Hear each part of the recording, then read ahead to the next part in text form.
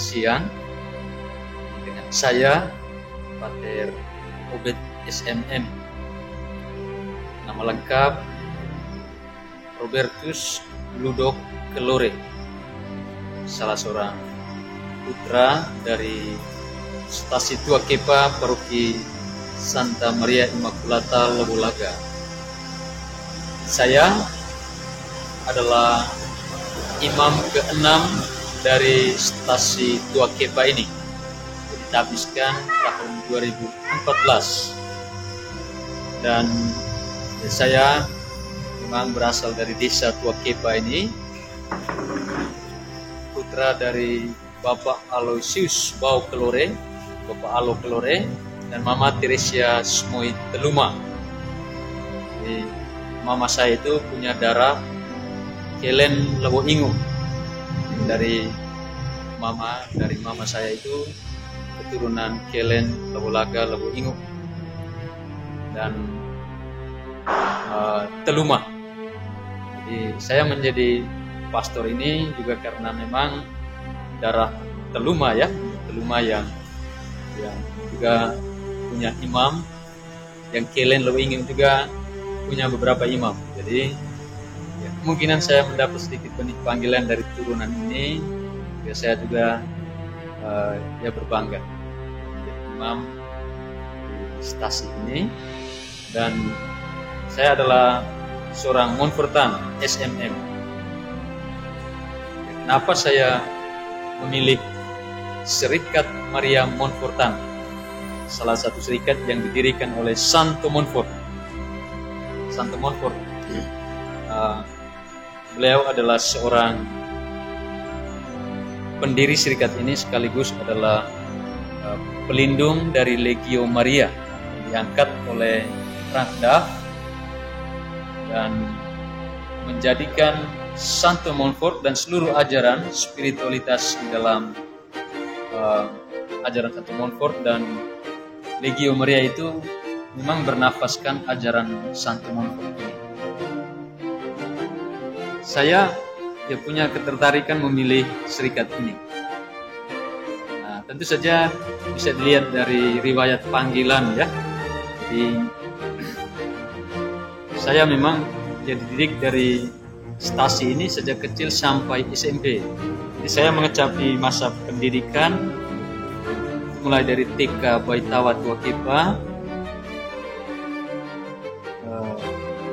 lalu SD-nya juga SDK Tua Kepa, SMP SMPK Swadaya Tua Kepa.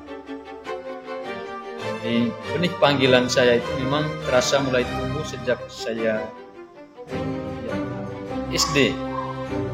Itu saya sudah mulai rasa tertarik menjadi seorang imam, sehingga memutuskan untuk masuk seminari Hokeng pada tahun 1999. Kami mengikuti testing masuk sebanyak 10 orang dan 2 orang lulus. 10 orang paroki Lobulaga. Lalu saya meneruskan untuk memilih masuk pada kongregasi Serikat Maria Montfortan. Nah, tentu saja selama masa kecil pendidikan iman ini memang ya lumayan ketat di bawah bimbingan mama saya. Saya anak yang memang cukup berprestasi pada masa SMP, sehingga mama saya sangat menjaga kehidupan iman saya. Gitu. Jadi dengan cara yang sederhana, mengajak saya untuk berdoa di rumah. Berdoa di gereja itu kewajiban, berdoa di lingkungan juga itu adalah kewajiban. Dan selalu mendampingi saya dan mengharapkan saya agar tetap masuk seminari supaya kemudian menjadi imam. Karena beliau mendengar sendiri cita-cita saya ingin menjadi imam, dan dia sangat mendukung. Dan ketika saya masuk seminari, beliau mengantar saya, tetapi sampai dia meninggal dia tidak pernah mengunjungi saya. Jadi mama mengantar saya masuk, lalu 3 tahun kemudian ketika saya masih di kelas 2, pada tahun ketiga itu mama saya meninggal dunia tepat pada hari raya Santa Maria diangkat ke surga 15 Agustus. Jadi saya sebenarnya masih 2 tahun di seminari. Saya merasa kehilangan waktu itu dan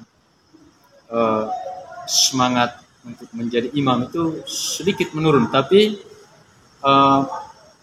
kenapa panggilan saya waktu itu tumbuh dengan baik di saat saya sedang mengalami krisis ini?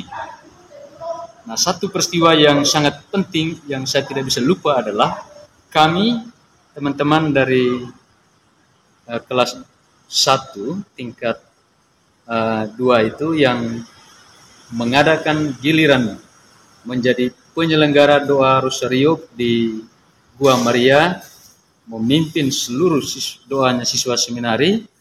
Ya, teman-teman kami mengusulkan supaya intensi utama pada waktu itu adalah mendoakan ibu dari para seminaris yang sudah meninggal dunia. Kebetulan kami di kelas itu ada 4 teman yang mamanya sudah meninggal. Nah, malam itu dengan berbagai kreativitas teman-teman, dengan lagu-lagu Maria, doa-doa yang memiliki warna khas, yang menciptakan, membangkitkan kembali semangat kecintaan pada ibu masing-masing. Kami merasa terpanggil, terkhususnya saya, merasa damai, tenang, tertarik sekali, karena Bunda Maria pada malam itu sepertinya menatap saya, sepertinya matanya itu mata Bunda Maria yang hidup. Saya merasa sangat terkesan, tersentuh, dan sejak malam itu saya ingin dia menjadikan Bunda Maria ini menjadi ibu saya, menggantikan ibu saya yang meninggal.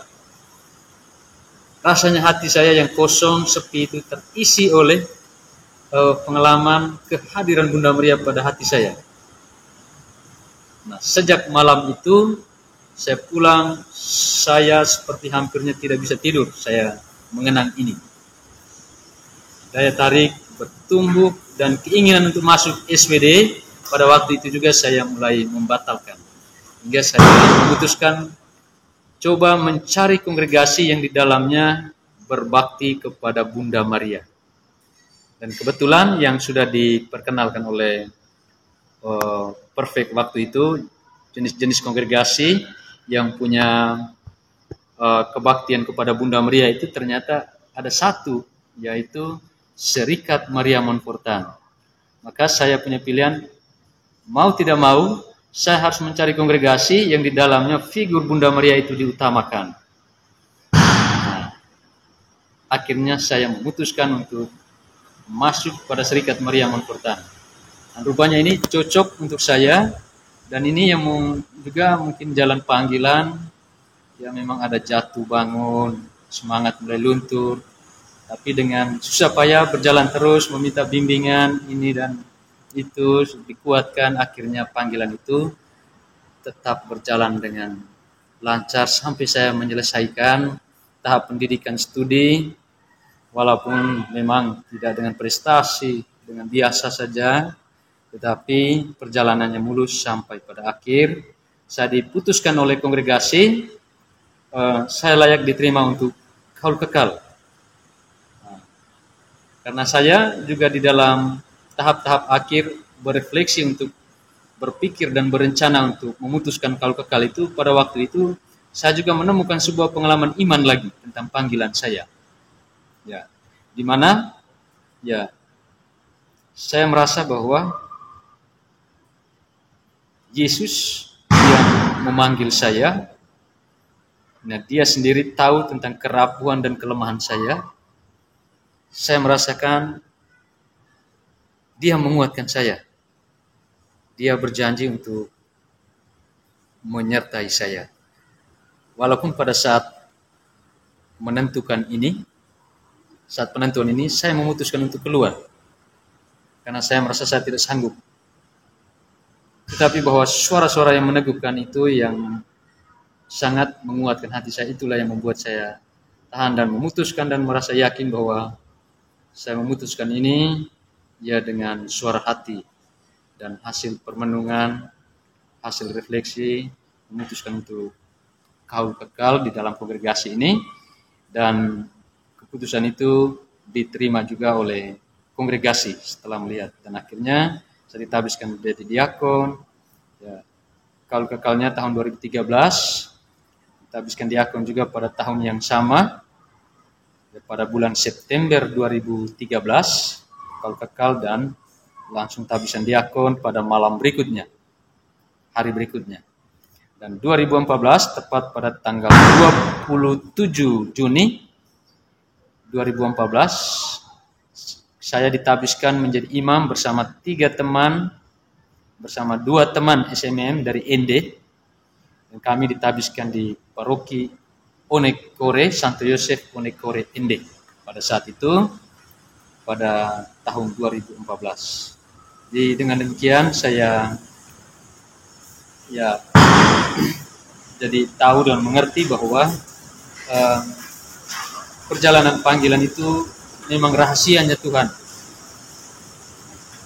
Kita tidak dapat menentukan dengan kemampuan kita sendiri bahwa saya mampu, saya bisa, tetapi yang paling tepat itu juga ternyata rahmat Tuhan yang membimbing kita di dalam perjalanan itu sejak awal sampai kita menyelesaikan pendidikan. Tetapi jujur bahwa saya sadar setelah ditabiskan menjadi imam, ini memang bukan akhir dari imamat saya, perjuangan imamat. Ketika saya diizinkan untuk kaul kekal di dalam kongregasi ini, saya baru memulai kehidupan saya sebagai biarawan. Baru mulai. Lalu ketika saya ditabiskan menjadi diakon, menjadi pejabat gereja, dan juga ditabiskan menjadi imam, di saat itu saya baru memulai imamat saya. Jadi bukan akhir, tetapi itu adalah awal perjuangan saya. Saya hanya menyelesaikan masa pendidikan pembinaan awal. Dan sekali lagi, saya juga tahu bahwa rahmat Tuhan itu istimewa untuk setiap orang yang ditabiskan. Yang menerima rahmat ini memang istimewa panggilan ini. Jadi Tuhan tahu apa yang Dia mau kasih untuk setiap manusia, itu menurut apa yang diputuskan, apa yang menurut rencana Allah, di luar dari perhitungan kita. Dan ya memang dari kami beberapa orang, misalnya di dalam kongregasi, kami yang di kaul pertama 17 orang, kami tinggal 5 yang melanjutkan sampai saat ini di imamat yang sama. Ya, perjalanan panggilan saya sampai dengan saat ini sudah 8 tahun imamat. Saya merasa perjalanan ini masih membahagiakan saya. Nah, tentu saja menjadi imam itu, ya kita memang harus bahagia. Kalau kita tidak bahagia, ya untuk apa kita jadi imam secara pribadi. Dan yang kedua, menjadi imam juga berarti untuk Tuhan dan sesama. Jadi saya juga ya mengharapkan bahwa ya doa-doa keluarga, doa kongregasi, doa umat, dukungan, ya semuanya itu menjadi sangat penting untuk saya, untuk kami yang dipanggil untuk menjadi imam. Saya Imam Monfortan yang bertugas di Keuskupan Ruteng di salah satu paroki.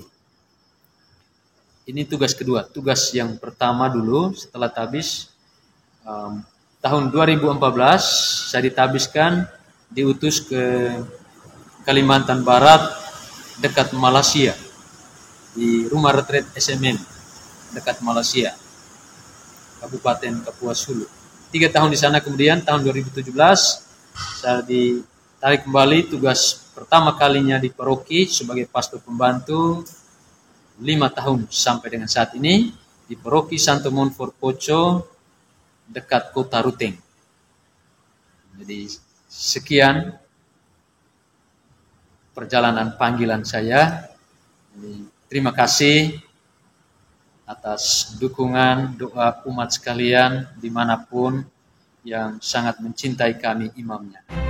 Saya Pater Obed SMM, imam asal Tuakepa, putra ke-6, mengucapkan selamat Natal 25 Desember 2022 dan tahun baru 1 Januari 2023. Semoga damai dan berkat Natal dan tahun baru itu terus menyertai kita. Amin.